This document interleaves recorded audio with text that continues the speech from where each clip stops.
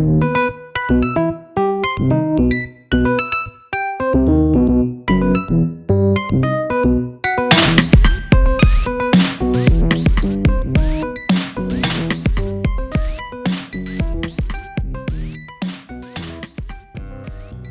t'as mis à jour ton compte personnel de formation? C'est quoi ça, le compte personnel de formation? Le compte personnel de formation, c'est un droit ouvert à tous les actifs. Même pour les intermittents? Oui, même pour les intermittents. C'est pour tous les actifs. Tu travailles, tu as un salaire, tu accumules des droits à la formation, tu as un compte personnel de formation. Ça sert à quoi un CPF? C'est une sorte de cagnotte qui existe depuis 2015, qui t'appartient, et que tu gères comme tu veux pour financer des formations. Et quelle formation? Alors là, tu as le choix, mais il faut juste que ce soit des formations certifiantes ou diplômantes, Et elle est planquée où, ma cagnotte? sur un site qui s'appelle Mon compte formation. Hein? Sur ton compte formation. Non, Mon compte formation, c'est le nom du site internet. Quand tu t'inscris sur ce site, tu peux voir combien tu as déjà accumulé depuis 2015 en tant que salarié dans ta cagnotte.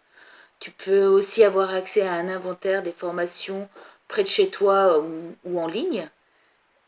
Tu peux même réserver ta formation et la payer directement sur le site. Et, et comment j'accède à cette cagnotte alors?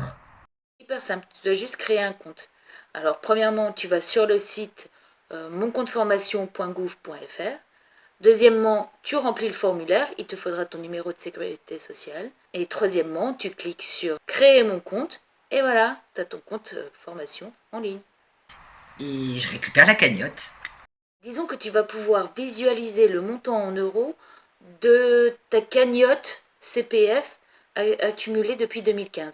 Mais il reste encore un truc à faire. Il faut que tu rentres tes heures de diff. Comme ça, tu fais grossir encore ta cagnotte. C'est quoi un DIF?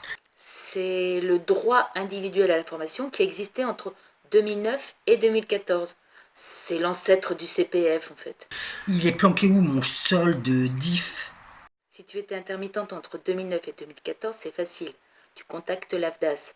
Tu leur envoies un mail en précisant ton numéro de sécurité sociale, comme ça ils te retrouvent plus facilement dans leur dossier.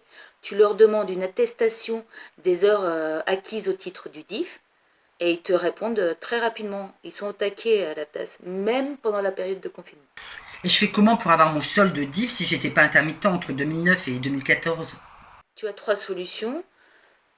Tu regardes ton bulletin de salaire de décembre 2014 ou celui de janvier 2015 pour voir si le solde est indiqué dessus, ou tu contactes ton employeur de l'époque, ou tu regardes ton dernier certificat de travail.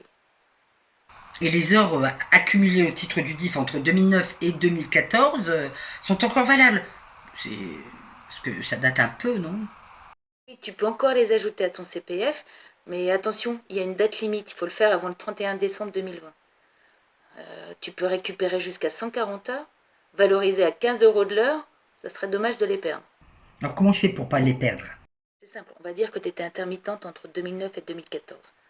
Tu as déjà créé ton compte formation. Tu as visualisé le montant déjà enregistré.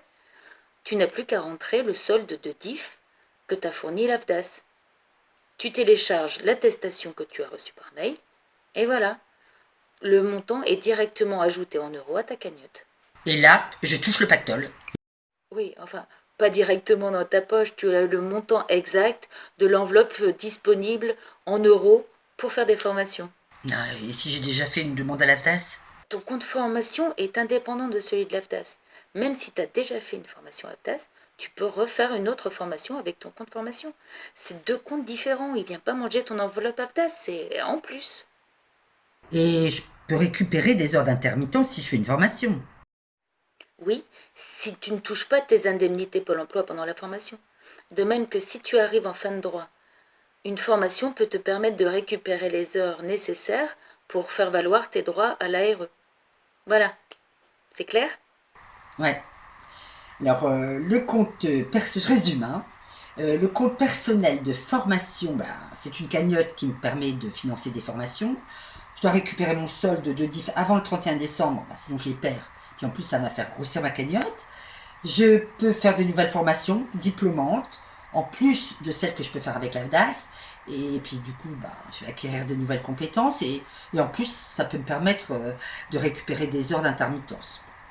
Donc en formation, C'est tout bénef.